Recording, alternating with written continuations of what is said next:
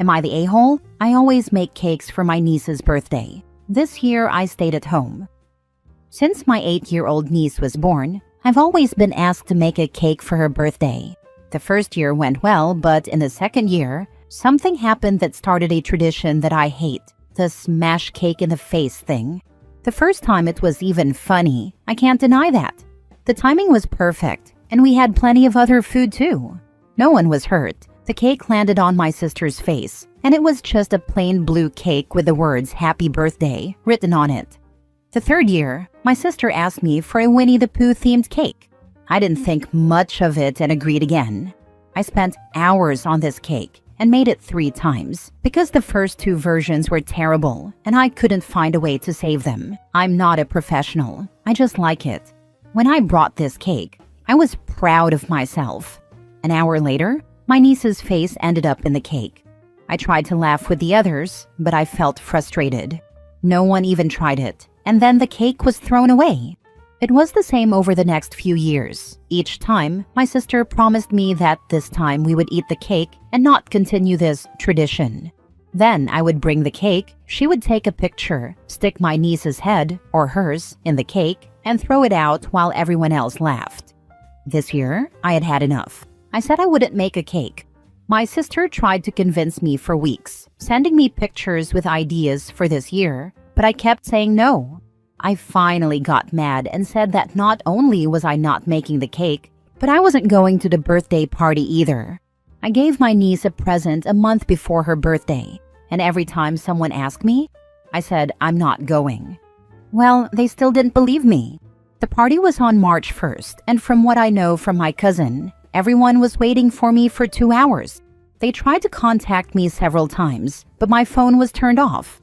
My niece started crying at one point, and my sister's husband finally ran to the store and bought the first cake he saw. But everyone was irritated, and instead of focusing on the party, they were discussing my absence. They also went home earlier than usual. To be honest, I feel a little bad, and I'm no longer sure if I did the right thing. My sister always pays me for the cakes, and I really like my niece. But on the other hand, it annoys me to see my work and food go to waste like that. Now for the top comments. Why in holy heck can't they buy a cheap store cake for their antics and eat/enjoy the cake you made with love? Not the a-hole. It takes OP's time, creativity, skill, etc., not even including the financial costs of baking and decorating cakes, clean up, and they don't even eat it? They con OP every year, only to turn each requested effort into a joke, making OP feel bad that they're hurt and upset. I don't get it. It doesn't make sense outside of control, abuse, and scapegoating. Not the a-hole OP. It's about time you created some boundaries for yourself. Your family are idiots at the very least. Yeah, they don't even eat it too? I'm not the OP and I'm insulted by that waste. Go buy the cheapest crappies cake at Walmart if you want to do that. Don't have someone waste their time and money making you a custom cake. How awful. Not the a-hole, but those people sure are. It's beyond cruel to shove a child's face in a cake for the amusement of the adults. Truly sadistic. Same with weddings. It's disgusting. To stand up and make a vow to love, honor, and cherish someone, and then start a food fight and smear food in their face. It's not cute. It's not funny. It's not respectful, loving, honoring, or cherishing. I've had 3 weddings, married twice, and I made it very clear on my weddings, anniversaries, birthdays, etc. that I have a zero tolerance policy for cake in the face. I didn't do it to my kids either. I was at a family friend's wedding, and I remember the bride telling us all how she did not want cake in her face. The groom behaved himself, but the look of fear in her eyes the entire cake cutting was very telling of the relationship dynamics. Edit. No, I didn't take the money this time. No cake, no money. But yes, my sister only paid for the ingredients. No, the cake wasn't eaten before or after it was destroyed. Literally everything went in the trash, which is what hurts me the most. I hate wasting food like this. No, my niece doesn't hate this tradition. She never cried. She always laughed when it happened. No, from what I know, they didn't ruin the cake they bought because they weren't in the mood. Next story. Am I the a-hole for moving in with my grandparents? the same day my parents announced my mom's pregnant again. My parents had me, 17 male, when they were 19, mom, and 20, dad. We lived with my mom's parents until I was 6. Then my parents moved the 3 of us into another house and told me the reason was because they were having another kid. In the almost 11 years since then, my parents have had 5 more kids. My parents don't know how to be parents, and my siblings don't know how to act because of that. They spit, mess with people's food by slobbering all over it, or putting it in their own mouths and spitting it back out. They leave food out everywhere to rot, and they'll throw food on the floor. Like if my mom gets frozen pizzas for dinner and there's something my siblings don't like on it, the topping goes on the floor. They have tantrums in public and break stuff all the time.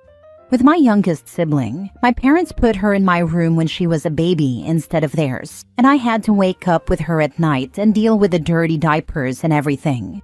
It was stressful. Plus, my parents are always trying to make me babysit.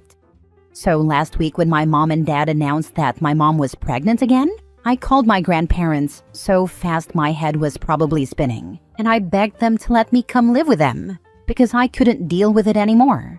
They were furious when they heard my mom was expecting another kid and said yes straight away. I packed up my essentials, including my passport and other papers, and left. My parents are mad because they don't have help and because I didn't talk to them about it. My grandparents dealt with my parents and their anger, but my parents called the cops on my grandparents twice already, and they're threatening to sue them now. Am I the a-hole? Not the a-hole, and for reference, you're 17. The police aren't going to do anything, so just ignore your parents.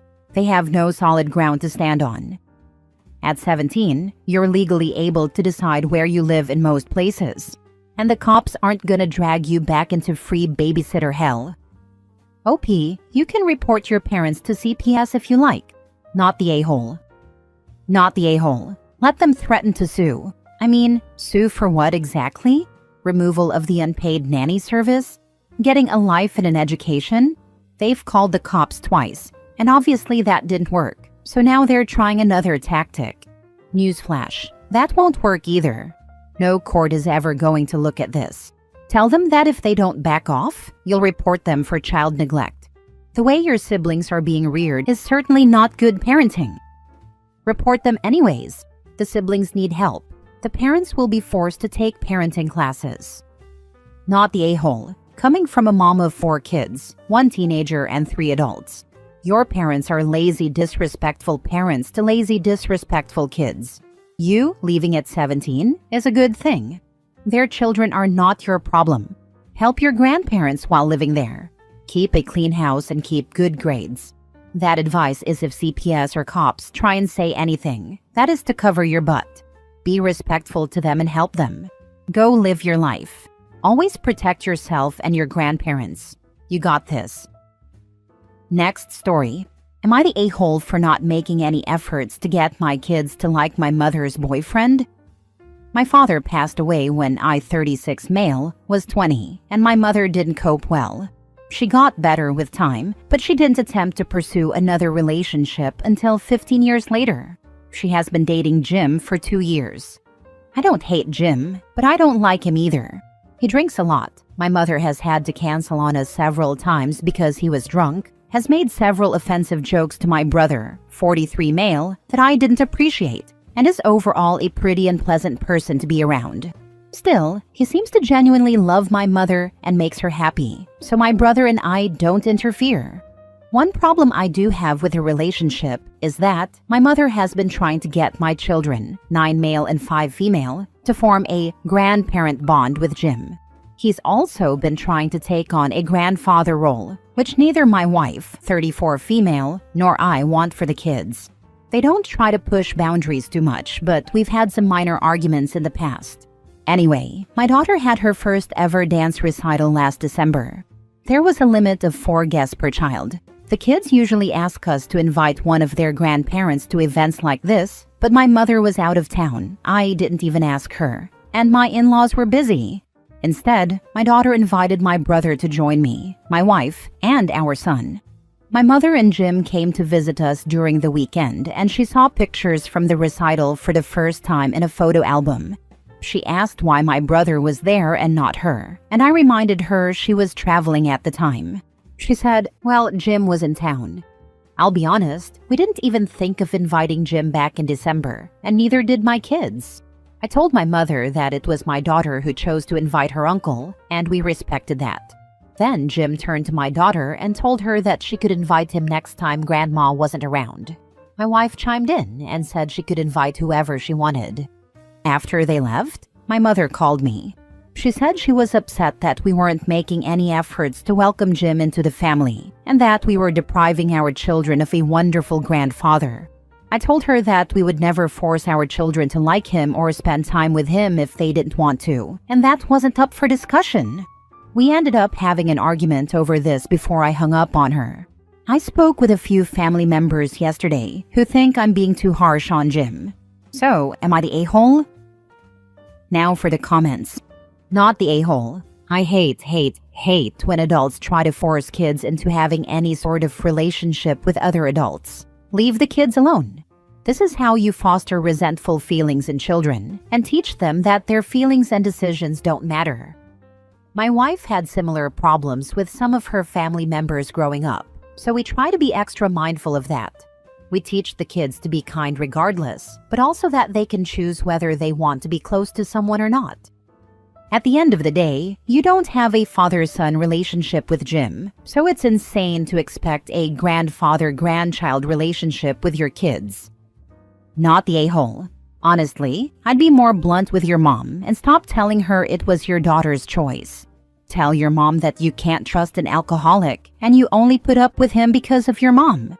If she's not around to wrangle him, then he's not invited. Period. You don't trust him around the kids. I'm not sure he's reached alcoholic levels of drunk, but it's true that I don't trust him. I will say he's never been drunk around the kids. When drinking interferes with your life, that's alcoholism. His drinking has caused him to cancel plans many times. That's interference. I'm not saying he doesn't have a problem. I do have to recognize I'm biased as I don't drink and I used to be a bartender, so I've seen a lot worse than Jim. But I wouldn't trust the guy to be alone with a plant. Next story. Would I be the a-hole if I didn't let my daughter go to her friend's 16th birthday party? Context. My daughter is 15 and got invited to go out for dinner, really lunch, at a Korean barbecue joint near us for her friend's 16th. My daughter has been dying to try it, and her friend is renting out a karaoke room. On the invitation, however, it says all the kids invited are required to bring $80 to pay for their own food and give back to the girl's mom for the karaoke room costs. I think this is BS. If you invite someone, you should at least offer to pay. At least that's how I was raised. And Korean barbecue? That stuff's not cheap. I don't know about other places, but the restaurant my daughter was invited to charges like $60 for one meal, which is expensive. Expecting these 15 to 16-year-olds to bring that much money is insane. The food itself is enough, but what really doesn't make sense to me is why my kid is expected to pay for the karaoke room when that wasn't even her idea. This is turning into a rant, so to cut things short, I usually wouldn't have an issue just giving her the money, even if it was annoying. But my husband got laid off recently, and money is tight. I really don't know if I'll be able to afford to give her $80 for food. That, in all honesty, I don't think she'll even like. My daughter is very picky, so I really don't think she'll like anything other than maybe the meat. Anyway, I feel really bad telling her she can't go, especially since she's been struggling to make friends lately and is finally being invited to something. The guilt I'd feel not letting her go is tremendous, but I really can barely afford it right now. I'm sure I could make it work if I tried, but it would just be so much easier to have her tell her friend she's busy or something. Anyway, would I be the a-hole if I don't let her? You would be the a-hole if you don't handle this conversation well.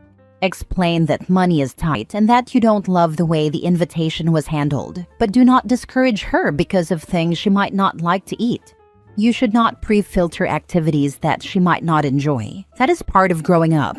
She has to go and experience these things for herself. Maybe meet in the middle?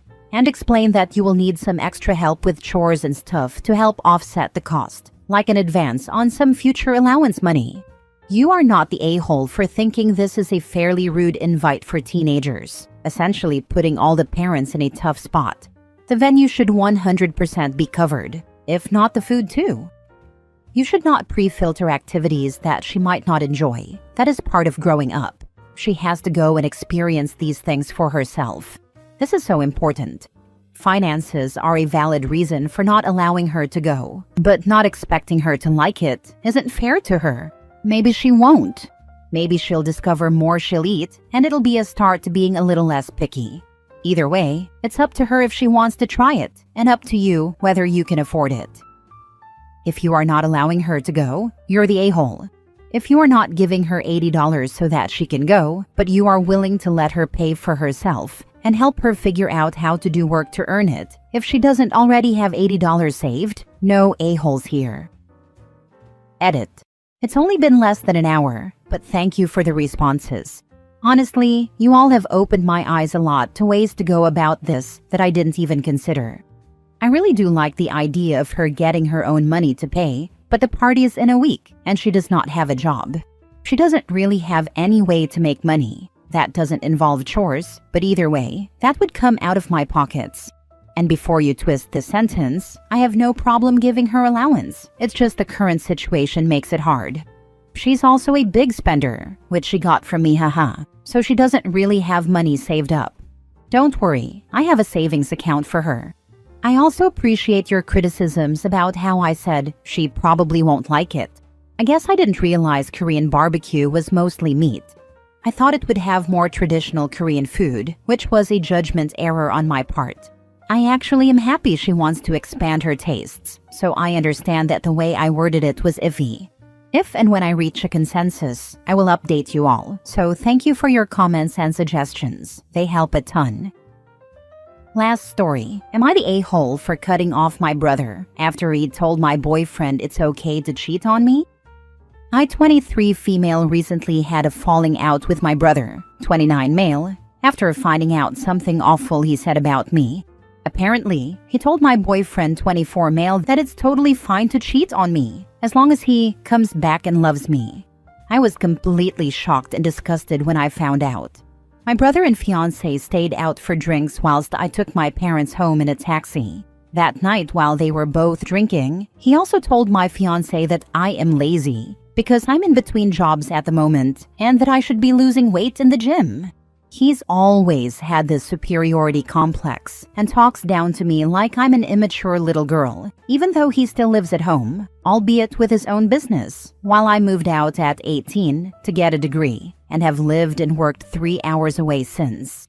I've put up with his insults and teasing as a big brother for years, but this crossed the line. When I told my parents what was said that night out of desperation for comfort, it seems that he is denying it and is mad that my fiancé told me. Now my parents are furious at my fiancé for telling me, which I think was the right thing to do, and want me to forgive and forget it all because I make my brother feel awkward when I go home to visit. I feel completely alone in this, as it seems like somehow this has all been turned around on me, and now my fiancé and I are the bad guys. So, am I the a-hole for refusing to tolerate my brother's behavior and cutting him off? Not the a-hole. Your brother is a toxic twat. And yes, the parents are a-holes too. This, and the fact that your parents are okay with what he said and angry the fiancé told you, is a problem. OP, your parents are also an issue. It may be time to go low contact them. Because let's be honest, they allow your brother to treat you that way. None of them need to come to your wedding, OP. Nope, your family are all a-holes though, which sucks for you. I'm happy for you that you found a fiancé who is honest with you.